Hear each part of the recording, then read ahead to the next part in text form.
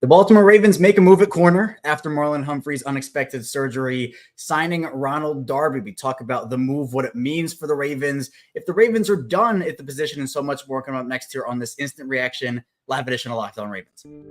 You are Locked On Ravens, your daily Baltimore Ravens podcast, part of the Locked On Podcast Network, your team every day.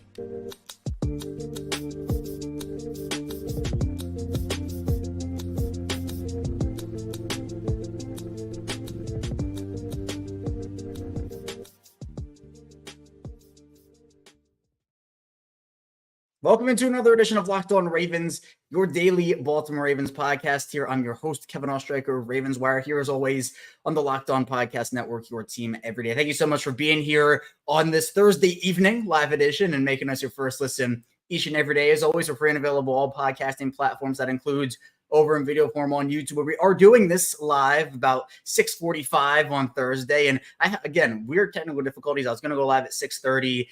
My mic was being weird, but we're good at 6:45. We bring you 5 days a week Ravens coverage, sometimes even more when news like this happens. And I think this is not a big move in terms of name with Ronald Darby, but it has some significance because of the fact that we all know that Marlon Humphrey had his unexpected surgery on Wednesday, and the Ravens just needed to do something, and they waste no time bringing in Ronald Darby, who's going to be hopefully a solid piece for them on the back end, because the Ravens, they need some pieces at that corner position. So we'll get into Darby's background a little bit, what he brings to the table positionally. Then we'll move on to, in the second part of the show, asking if the Ravens are going to continue to add. So if they're done at the corner position, are they just going to wait for Marlon to come back? Or are they looking at other options? And spoiler alert, it looks like they are. So we'll talk about that. Then we'll talk about practice updates a little bit. That will kind of take away some stuff from the Commanders' practices, which we've done over the course of the week already with Rita Hubbard, Bobby Trossett, and a lot more. So let's get into Ronald Darby first of all here, as he's a guy that is turning 30 years old, is 29 right now,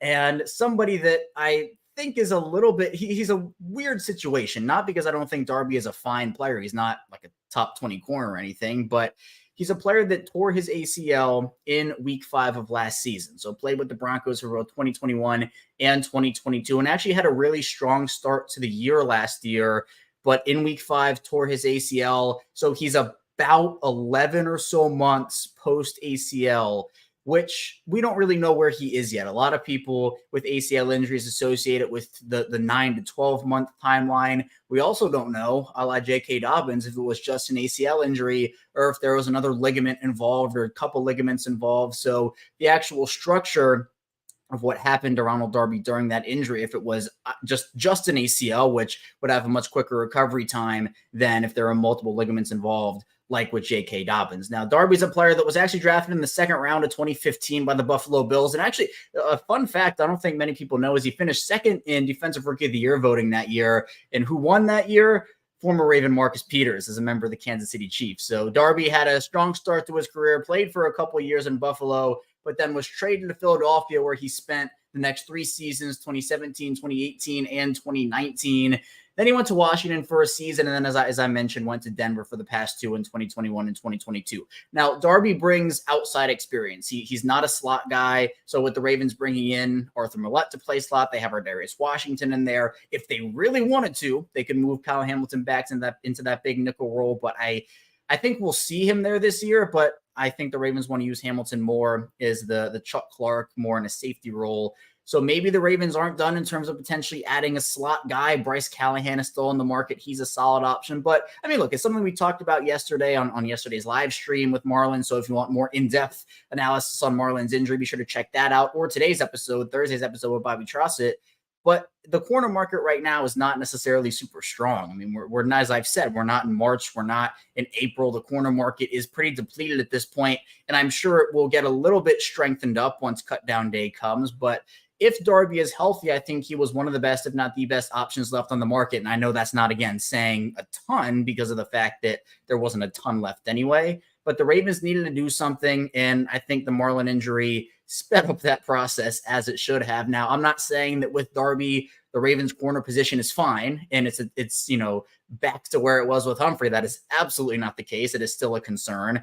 But the Ravens at least made a move, but is it going to be ready for week 1? My assumption would be that if they signed him in wake of Marlon Humphrey going down, they must feel good enough about his chances to come back in week 1. And this isn't just until Marlon comes back type deal. I actually think that a trio of Marlon Humphrey, Rock Ya-Sin, and Ronald Darby, that's a fine trio. I was kind of worried, and obviously health is a big factor in that too, but I was kind of worried about the third cornerback job. Would it be Brandon Stevens stepping up? Would it have to be a guy like Arthur Millette? Could Jalen Robert Davis do it? We don't know, but they're still going to have guys step up. But Darby, I think, at least if he's healthy and if he's ready, take some pressure off of the situation. And, in the live shows, we can engage with the chat, which is great. And Raven 76 be more saying, for me, this is the most terrifying moment in training camp and preseason, fearing to hear bad news. And, I think a lot of people, and I agree with Raven 76 be more here, because I go back to 2021 when not only with the JK injury, but hearing from the practice before the season, a couple days before the season started, that Gus Edwards and Marcus Peters tore their ACLs on back-to-back plays. You just never know, because injuries can happen all the time. So you have to have solid depth everywhere. But the reality of the situation is that an NFL team is not going to have the resources with a salary cap to go out there and have every single position be a strength. It's just not realistic. I think Baltimore's done a pretty good job with their roster building throughout the past couple of seasons. Well, some positions a lot better than others. Obviously, wide receiver last year was not great. I think the corner position now with Humphrey going down, even before Humphrey going down, it was an issue. But you can't have every single position be a strength. And unfortunately for the Ravens, and the NFL too knows it, that corners are such, how do I put it, like a fragile position where it seems like every team needs corners all the time. So with Ronald Darby coming in, and I'm actually very interested, and I don't know if anybody, has thought about it, but I'm interested to know if the Ravens would have brought back Marcus Peters had Marcus Peters still been available. I don't know what the relationship was like between the Ravens and Peters, his former teammates, but it's kind of an interesting topic, a conversation to say, well, if Peters was still out there, would he have been the choice, or would they have brought in Darby anyway? Jackson Goldsmith saying, what's the contract? The specs were actually released. I think they were initially released by Ian Rappaport when it first happened, and then I think Jeff Zrebiec of The Athletic ended up reporting it. It's a one-year deal for Ronald Darby. It's a $1.75 million base salary and an additional $1.5 million in available incentives. So the deal essentially is a one-year deal for Ronald Darby worth up to $3.25 million, which is not bad. I mean, for the player that you're getting in Darby, again, assuming he's healthy. Now, Eagles fans have a very love-hate relationship with him. I think he had a couple of solid years there and a not so great one. But I think, to me, a one-year deal for 1.75 and incentives for another 1.5, that's fine to me. In terms, it's not a vet min, but it's pretty close. And if he earns those incentives, it means that he's doing his job and he's holding it down. But Dylan Wilkinson coming in saying, do you think Ardarius Washington is a lock based on our depth right now? I do. And Dylan, I made this point on, I don't know if you're listening to yesterday's live stream, but it's a point I wanted to make again anyway. So thank you for bringing it up.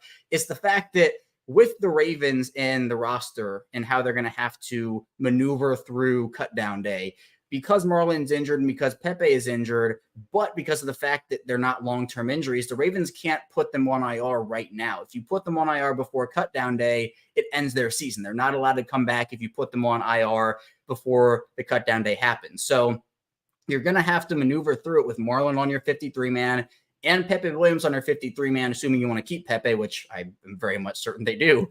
So you would put Pepe on IR. I'd assume they'd probably put Pepe there. Marlon, I don't know, because we don't know the exact timeline that he's going to come back. So if Baltimore feels like he has to miss the first 4 weeks and they want to play it safe and say, hey, we'll reevaluate in week 5, then putting him on IR would open up a roster spot post-cutdown day. But for Pepe and Marlon, they have to stay on the roster. So if they keep 6 corners, Pepe and Marlon have to be 2. If they keep 7, Pepe and Marlon have to be 2. So they're going to have to get rid of some guys. Now, I do think Ardarius is a lock because of his safety versatility and the fact that he can step up and play in the slot. I actually like him a lot. But they're adding all these guys. They've added a ton of new corners. I don't expect guys like Tay Hayes to make the roster, for example. But what about DeAndre Houston Carson? He's somebody that is a special teams guy, can play slot corner, also has safety versatility. So is there a battle between maybe Ardarius Washington and Daniel Houston Carson? I don't know. Jackson saying, do you think your free agent signing of Darby lowers the chance of a Van Noy or Clowney signing?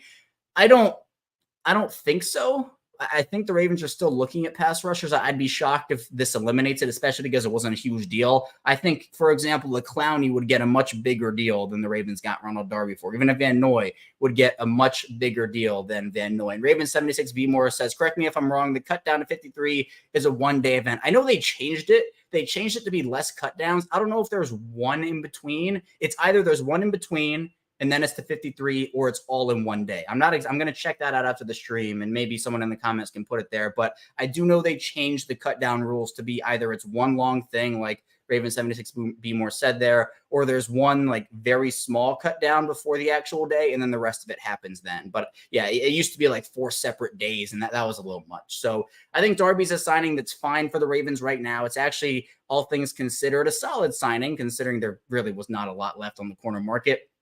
So I think, yeah, and TDOGX saying one day 90 to 53. So that's what it is. They changed it to one day, which I think is better, honestly. You just get everything then. Guys have a shot with the roster to make it. But we're going to see how the Ravens figure out their corner position, because they could still add, which we'll talk about coming up in the second part of the show, because the Ravens are showing interest in another cornerback, and we'll see if that ends up coming to fruition. We'll talk about who that is, and if the Ravens could maybe still look at a Jadeveon Clowney, a Kyle Van Noy, and so much more coming up next here on this live edition of Locked On Ravens. But first, this episode of Locked On Ravens is brought to you by Nutrafol, and Nutrafol is great. Their hair growth supplements use physician-formulated, natural science-backed ingredients, and their drug-free patented technology provides consistent, reliable results. And you can go to Nutrafol.com/men to take their hair health wellness quiz right now, and their quiz is very in-depth, and you can figure out what you need in terms of your hair there, but you don't have to choose between better hair growth or your health. Nutrafol provides a whole body health approach for men that promotes healthier hair. There are no drugs, no compromises, just better hair. And men think losing their hair is inevitable sometimes, but you can take control of your hair's future with Nutrafol science-backed hair growth supplement for men. And did you know that 80% of men will experience hair thinning in their lifetime? It's normal, but it doesn't have to be your fate. You can get ahead of thinning with Nutrafol. Nutrafol supports healthy hair growth from within by targeting root causes of thinning, such as stress, hormones, environment, nutrition, lifestyle, metabolism, through whole body health. So take the first step to visit a thicker, healthier hair for a limited time. Nutrafol is offering our listeners $10 off your first month subscription and free shipping when you go to Nutrafol.com/men and use a promo code LOCKEDONNFL. Find out why over 4,000 healthcare professionals recommend Nutrafol for healthier hair. Nutrafol.com/men, spelled Nutrafol.com/men, and use a promo code LOCKEDONNFL. That's Nutrafol.com/men, promo code LOCKEDONNFL. We're back. Our second segment of Locked On Ravens live on Thursday evening. Kevin Ostreicher still here, instant reacting to the signing of Ronald Darby, obviously in the wake of the Marlon Humphrey surgery. And there were questions. How would the Ravens approach this? What was the timeline for Marlon Humphrey? How did this surgery even come about? It was such a shock, honestly. I personally wasn't expecting it. I don't know if anybody listening or watching was either, but it felt like, from what John Harbaugh said to the media yesterday, that it was a lingering thing. And my question is, well, how long was it lingering for? And it's weird because he was practicing. He did the media availability the day before the surgery. So it all really came out of nowhere, but Baltimore makes the move to sign Ronald Darby. But that might not be the only move they make. And there's another corner he's at least caught the Ravens' eye for now, Josina Anderson, who is very plugged into the NFL, very plugged in to the Ravens, ended up saying that Anthony Brown, the Ravens quarterback. No, I'm kidding. Not the Ravens quarterback. Former Cowboy 6th-round pick back in 2016, so the year after Ronald Darby was drafted in the league by Buffalo. The Ravens also had him in, and Josina Anderson said that there was a very good workout between, with the Ravens that he had, and they're monitoring the situation with him. She says that her understanding is that he looked good in his workout. Brown actually is coming off an injury last year too. He tore his Achilles. And so from Josina's reporting, they're making a determination right now. The Ravens are on Brown's measurables in the midst of his comeback. But I would not be shocked if the Ravens go out there and sign a guy like Anthony Brown. Again, throughout his career, he spent all of it with Dallas. He spent the past 7 years with the Cowboys, a total of 1 touchdown, 4 sacks, and then obviously the corner stats, which would be interceptions, 9 interceptions through 7 years. He's been up and down with Dallas. He was really good for a couple of years, not quite Pro Bowl level, but really good. But then has also been pretty inconsistent. Only, played in the 12 games before tearing his Achilles. And I would be, again, it's a fine move, but then it kind of goes back to what we were talking about a little bit earlier with the depth situation, which is I don't really know who stays and who goes if the Ravens want to trust their young guys. Like this whole situation might have to shift the Ravens approach, where I don't think, like, injury-wise last year for wide receiver, which I compare to the Ravens corner position this year, there weren't injuries to say, oh, yeah, well, now the Ravens have to abandon their young guy strategy because everybody's going down. But with everybody going down right now for the cornerback room, maybe Baltimore just has to say, look, we like our young guys. We'll keep a couple of them, obviously, like Jalen Armour-Davis, Kailu Kelly, and obviously Pepe has to stay on there. But they might have to say we have to go with the vets now because they know, the Ravens know they're going to be a competitive team this year unless health just decimates them like we saw in 2021. And there's a balance that every NFL team has to have, what Baltimore also has to have, which is how much room do you give young guys to grow? And then how much room do you use for veterans that can come in and at least be a veteran? Like, there's a difference between being a young guy and being a veteran for a competing team. There's something with a rebuilding team where you have more leeway. I always go back to this with Patrick Queen. When Patrick Queen came into the league, obviously he went through a couple of up and down years. Obviously he's improved. He's really good now. But there were a lot of Ravens fans who were very impatient with him. And part of that was because the expectations in Baltimore, they're higher than a lot of different places year in and year out. If Patrick Queen went to a rebuilding team, like at the time, Jacksonville was rebuilding. Obviously, they're really good now. But at the time, it was Jacksonville. And a lot of people were saying, well, if Patrick Queen went to Jacksonville, then he would have had much more leeway and maybe more mistakes would have been, I guess, allowed. I don't know if allowed is the right word, but I'll use it. So for these veteran corners, they can come in and help the Ravens compete from a veteran perspective. Young guys like Jalen Armour-Davis, how long do you allow Jalen Armour-Davis to learn? How long do you allow Jalen Armour-Davis to mess up a year when you know you can compete? That, to me, is something that I'm kind of monitoring, and I'm interested to see if their approach shifts at all there. Rico's saying the Ravens should just trade for Peters again. I don't know the rules. I don't know if they can actually do that, or if there has to be like a grace period like in the NBA before they can actually sign for a guy or trade for a guy that was just signed there. Christopher is coming in saying, first live stream. Glad I got to make this one. I appreciate you tuning in, Christopher. Yeah, we go live after every piece of big news that happens. I consider this big news because of the Marlon situation, but also for those who don't know, we go live now after every single Ravens game. So after the preseason, we'll be going live on Monday night. After that game, obviously regular season games, instant reaction, live reactions to those games. Andrew Sakara saying Anthony Brown is blah. He's like I don't know. I prefer Darby to Anthony Brown. I think that Brown's play has kind of tapered off. I think he was really good. Correct me if I'm wrong. Maybe his second and third seasons. He had a couple of good years, but I think he's been pretty inconsistent since then. Dylan saying, can't they just play Hamilton in the nickel like last year until Humphrey gets back? They can play Geno Stone or Stevens at the other safety spot opposite Marcus Williams. I actually think that's what they're going to have to do for a little bit, unless a guy steps up in a big way, which I think is fine. I think Geno Stone has very good potential this year, especially if he can carve out a decently sized role for himself. And I know the Ravens do want to use Kyle Hamilton more in the Chuck Clark traditional safety type of role, but Hamilton played really good last year as a big nickel for them.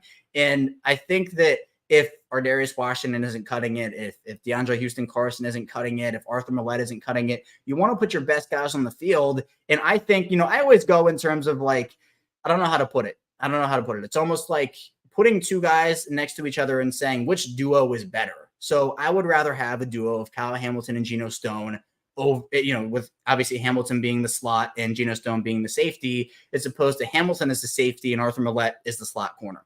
I think that there probably isn't a drop off at all. Hamilton might be better, honestly. Like, I think he's probably the best nickel corner on their roster, which the Ravens had to do with Marlon Humphrey a couple of years ago. If you remember when they were just decimated at corner, at slot, and they had to move Marlon Humphrey inside, and he still played like an all-pro in the slot. So they can do that, but they also could look to add a more slot heavy option, such as a Bryce Callahan, who Dre Mason said, that he wants Bryce Callahan in there. I'm in there with Bryce Callahan too. I've been a big Bryce Callahan guy for a while now, so I would not be opposed to that. But it feels like Baltimore might have their sights locked in on Anthony Brown right now. Maybe they put Anthony Brown, the quarterback, at corner for a little bit before they bring in the other corner, but we'll see there. Dre also saying sign Kyle Van Noy. He said Keith Van Noy, Kyle Van Noy. I would be fine with him or Clowney. I think if you can recover from this, if you're the Ravens, having two pretty glaring needs in getting Darby and either Kyle Van Noy or Jadeveon Clowney, hey, I'm fine with that 100%. Jackson saying, do you think Geno Stone could play nickel? I guess he could, but I think the Ravens have other options there. Like I'm sure they'd trust one, Kyle Hamilton there, two, probably Ardarius Washington there, 3, probably Arthur Millette. I know after Hamilton, it's kind of like, okay, come on, really, these guys. But I think if you're putting Hamilton there anyway, like if Geno Stone's going to play, I'd rather have him at safety and Kyle Hamilton at the nickel as opposed to vice versa at this point. And Osman saying, shouldn't we be able to count on our current staff to coach our young cornerbacks up? This to me isn't a thing about Denard Wilson or the Ravens coaching staff, because I think that, yes, they can coach up the guys. But the thing with young guys versus veterans is that sometimes young guys just need a lot of coaching. And we're coming up on the regular season now in less than a month. If they're not ready and the Ravens decide to trust their young guys a lot, and they the young guys mess up and they cost the Ravens a game or two. In the AFC this year, you're not going to be able to have these games where, they probably should have won this one, but it was a trap game and they lost it. There are too many good teams in the AFC this year where you can't afford, you can afford one or two. I'm not saying they have to win every single game this year, but with essentially, and you can debate on this regardless of how you feel the AFC is, I think there are probably 14 playoff teams in the AFC this year. Obviously some Super Bowl contenders, some are like, can they make the playoffs or not? But for young guys versus veterans, especially in a league like this, in a division like this for the Ravens, where I know I've said it multiple times, where the Ravens right now, twice a year, have to go up against Jamar Chase, T. Higgins, and Tyler Boyd, George Pickens, Deontay Johnson, Allen Robinson, Elijah Moore, Amari Cooper, Donovan Peoples-Jones. You have to have at least 3 guys you can trust and count on. I think if everybody's healthy, you can trust Marlon Humphrey, you can trust Brock Essie, you can trust Ronald Darby. But 1, the health has to be good. And 2, at this point, if you're kind of relying on this unproven option to step up, maybe it's Jalen Davis, maybe it's Darius Washington, it's a risk. I'm not saying it can't work out, right? But I think at this point, with where the Ravens are with their roster, with how good we know this team can be, I just say it'd be a real shame if one weakness at any position, this one being corner, were to kind of be a detriment to their title chances this year. We have Engraven Vids in the house again. He says, what up, KO? What's going on, Engraven? It's 2 straight live streams for me. I'm kind of getting into the action of things. And for those who don't know, this is the first week here with the live fish in the background setup. We're still figuring out fish names, but it's been fun to kind of go through a new background and everything right there. Rico saying, anybody got Brandon Carr's number? If I had it, I don't know if I'd give it to you because I don't know. I don't think I want Brandon. The Ravens should bring back Shockey Brown. They could bring back Jimmy Smith and any other guy. Chris McAllister, come on down. Bring back all the Ravens legends and have them suit up for a game or two here. They might need that. Dre saying, can we have a season with no cap? Yeah, I wish the Ravens could go out there and get everybody, and that'd be really fun. But at this point, I think Baltimore's probably not done looking at corner. Maybe Anthony Brown's their guy. Maybe they do bring in Bryce Callahan. And coming up, we'll talk about maybe if they could go for a Clowney or a Kyle Van Noy, and if this is the end of Baltimore's pass rush pursuit with the corner situation being as it is, or if they could still make a move there. And also we'll get into more practice updates, more takeaways from the Commanders joint practices, and of course, a lot more coming up on this live edition of Locked On Ravens.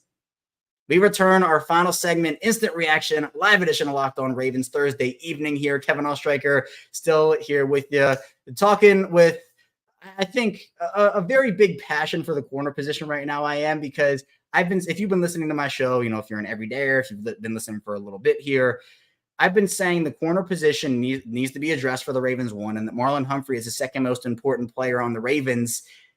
Obviously, Lamar's number 1, right? But he's the second most important guy, because without Marlon, that room drops to a bottom 5 unit. Now, let's just look. I tweeted out the actual who's at corner right now for the Ravens and healthy options. So I'm not counting Marlon Humphrey or Pepe Williams in this. So right now, their corner room, I'd assume Rock Ya-Sin with Marlon Nelson number 1. I'd probably put Ronald Darby at the 2 if he's healthy. I mean, I just think that's the state of their room right now. But then there are a lot of what ifs. There are a lot of guys that, are they playing safety this year? Are they playing corner this year? A lot of guys with versatility. Brandon Stevens is one of those guys. Darius Washington is one of those guys. Jeremy Lucien is one of those guys. Daryl Worley, we know, is one of those guys too. But then they also have Kevon Seymour, Jalen Armour-Davis, DeAndre Houston-Carson, another versatile option. Arthur Millette, Caillou Kelly, Corey Mayfield Jr., Tay Hayes, Jordan Swan.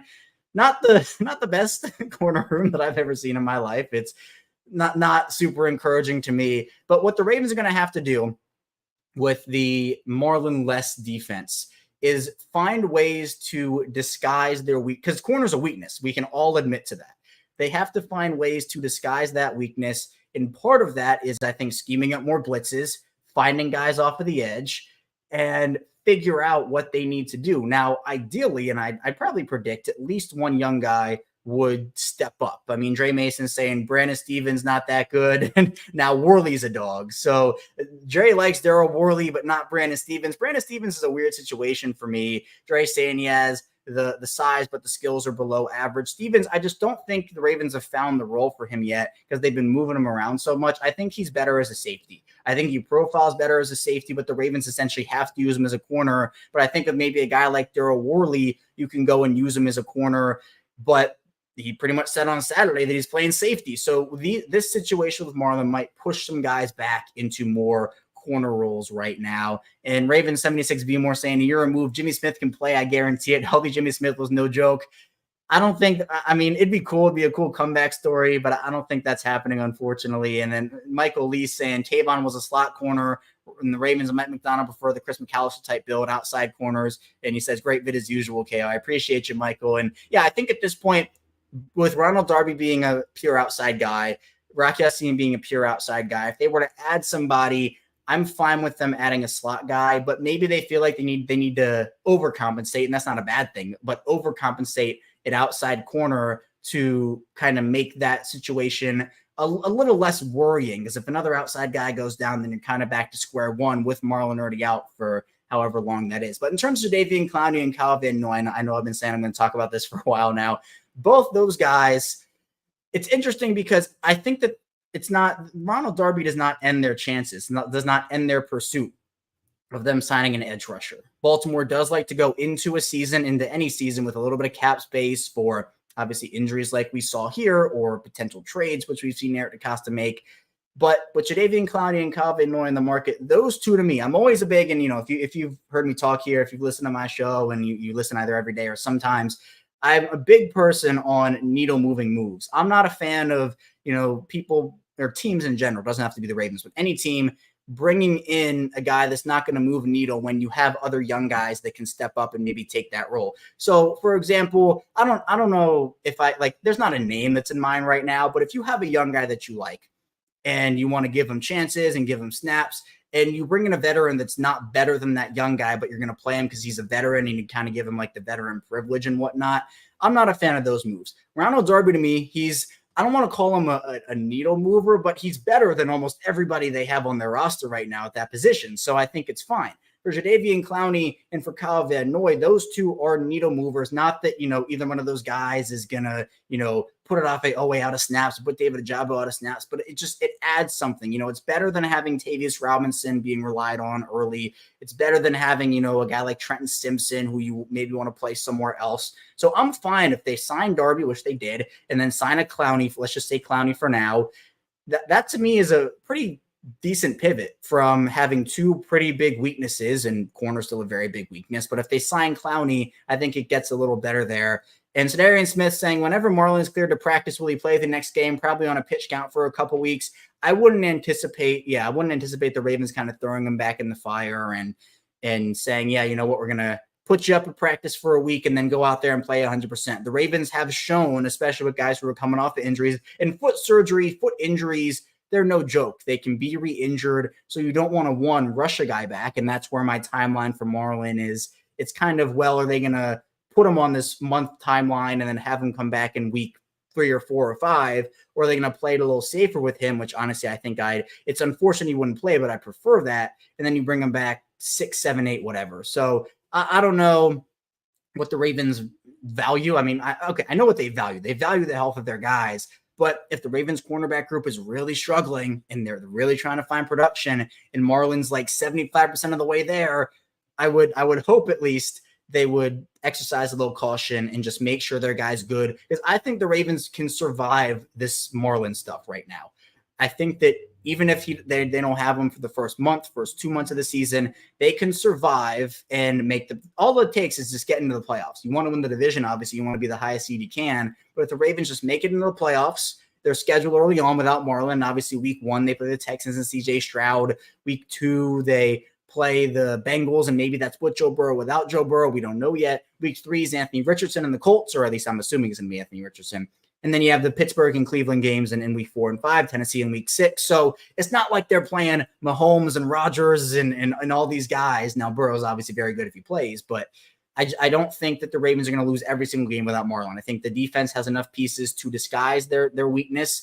But the fact of the matter is losing Marlon is a huge blow. It's a massive blow to this defense. So I wouldn't want to rush him back if I'm the Ravens and then have him leave later in the year, get injured again, and just have your top corner miss the beginning part of the year. You rush him back, then he has to miss the rest of the season because those foot injuries can be a little crazy as well. Jackson saying, do you think they'll think about Roby and Yassine outside and putting Marlon in the nickel? It's possible. I think what the Ravens have done recently, well, when they've had like 3 corners you can play on the outside and you can trust those guys, assuming you can trust all 3, like when the Ravens had Marlon and Jimmy Smith and Brandon Carr, and when they had Marlon and Marcus Peters and Jimmy Smith, they would use their 3 corner rotations. They would put 2 guys on the outside and then rotate in that third guy to make sure that the Ravens, or that they as a defense, had guys that were fresh all the time. And that to me helped everybody on the defense. It especially helped the corners. So I think that if you can find an established slot option, I don't think the Ravens want to put Marlon back inside. I think they want to keep him on the outside. But what adding Ronald Darby does, assuming again everybody stays healthy, which is a question in itself, is the fact that you can, if Ardarius Washington steps up, if DeAndre Houston Carson steps up, if they can find somebody to play that slot role and play it well, you can have 4 corners you can trust, and 3 on the outside you can rotate in, which I think is really important. Dre saying, why am I hitting the like button? Everybody, I appreciate all the support, and I appreciate you, Dre, too. If you want to hit the like button, subscribe here on YouTube, 5-day-a-week Ravens podcast, a little shameless plug in there. I appreciate you, Dre. Killer X saying, we got 2 corners and 2 safeties that they put at corner. My wish list, trade for an outside corner and sign for a slot corner. Trade for a line and sign outside rush linebacker. It's a valid wish list. I think that this is a solid list. I think that the Ravens, to me, I think they've already signed their outside guy. Maybe they sign 1 more outside guy or 1 slot guy. Offensive line, I think they like enough of their guys where I don't think they're going to trade for a guy unless the left guard position is just a disaster. And it feels like to me it's a 2-man race between Saleh and John Simpson for that job. I don't know how it's going to work out. Hopefully it works out better than we hope it will. At least I'm not super high on John Simpson. I think Saleh needs some more time, but maybe they make a signing or a trade for an offensive lineman. And then the outside rush linebacker. Yeah, that one's big for me too. Osmond saying, do you think Darby's healthy enough to play on Monday? I don't know the exact timeline that he's at right now. I mean, obviously I don't think he's going to play on Monday. The key though is that he's going to be back for week 1, hopefully. Obviously, I don't know if that's the case yet. But again, I don't think the Ravens would have signed him if he wouldn't, or at least if they didn't have a solid idea that he could at least be ready for week 1. So no, I don't expect him to play at all in the preseason. I think this is more of a get him ready for week 1 at all costs if he still needs a little time to recover. But 11 months off the ACL it's a little, I don't know how to feel about it, especially because we don't really know what the injury was as well.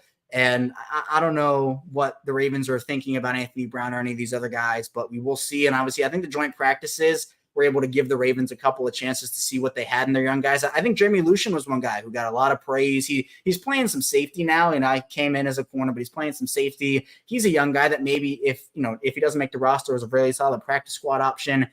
I don't know what the Ravens will do with, players like Tay Hayes, who they just signed. I doubt he makes the roster. Corey Mayfield Jr., I doubt. But they have some of those undrafted guys that are really interesting. But obviously, over the course of joint practices, it was pretty chippy for the players. Obviously, the first day, we saw a lot of offensive fights. Second day, it was a lot of defensive fights for the Ravens. And the first day, it seemed like the Ravens offense won the day. The second day, it seemed like the Ravens defense won the day. So the Ravens offense struggled on day 2. And I think the Ravens defense were fine on day 1. But I think the Ravens offense showed some stuff. Lamar struggled a little bit in the second day. We saw the clip of the underthrow that he had to Odell. He missed a couple of guys too. Mark Andrews with some frustration. Emmanuel Forbes just going out on Twitter and saying, the Ravens put a wallpaper Wednesday of Devin Duvernay, and Forbes saying, LOL, that's funny. And Forbes got roasted in the comments. So I don't know. There was obviously, got the Battle of the Beltway and everything, but it was kind of weird. I didn't really know where this rivalry came from, but Forbes ended up deleting that tweet. So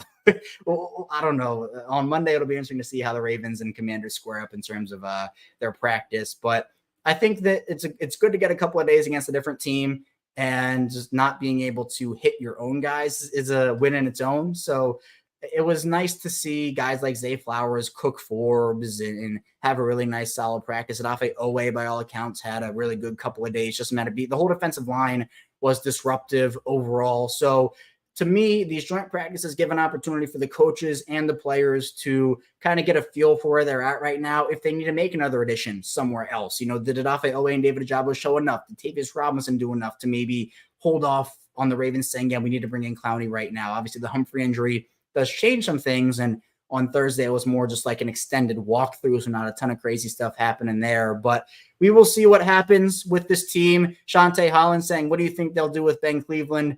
I don't have him on my 53-man roster. I honestly haven't. I've done a couple of roster episode predictions here on the show, and he has not been on my roster, I think, every single time. Maybe the very first one I had him on, but he's not been on my roster for a very long time. I just think there have been a lot of questions about his work ethic. There's the one clip that's been going around to him where he did get absolutely cooked by Jalen Carter, and it is Jalen Carter, right? And I thought he was fine the rest of the game, but again, he's just someone who is a very big, strong guy, but I don't think has enough athleticism. The Ravens love to pull their guys, get them out into space, and I think the Ravens want a more athletic option there. So if Cleveland is cut, I think it's probably a Tyree Phillips situation where the Ravens would be fine to have him on the practice squad, but maybe another team tries to scoop him up right there too. And Tony Fazio saying, keep Cleveland as a backup for an injury. He can play a few different spots in a pinch. The Ravens, and to Tony's point, he's played obviously in the left guard position, trying to compete for a job there. Obviously came into the league as a right guard, and the Ravens have put him in some backup tackle situations. So he does have versatility, but I think with the way the corner room is right now, Baltimore might have to cut a position at a certain number where maybe they thought they could keep one or two more guys. They might have to cut that position for the actual initial roster cut down day, because as I mentioned at the top of the show, he ended up, for Pepe Williams and Marlon Humphrey, those guys have to go out there and be on the roster. It cannot have them on IR, or else it ends their season prematurely. So maybe they have to get rid of an extra offensive lineman, an extra inside linebacker, an extra defensive lineman. So we'll see what ends up happening with that. But that's all I have for you here today on this episode of Locked On Ravens. Thank you so much for tuning into this instant reaction episode again. Be sure to subscribe, follow along in audio form. We'll be right back here tomorrow again, breaking down the Ronald Darby signing a little bit more, talking about what he brings to the table for the Ravens. So be sure to stay tuned for that. I'll see you right back here tomorrow on Locked On Ravens.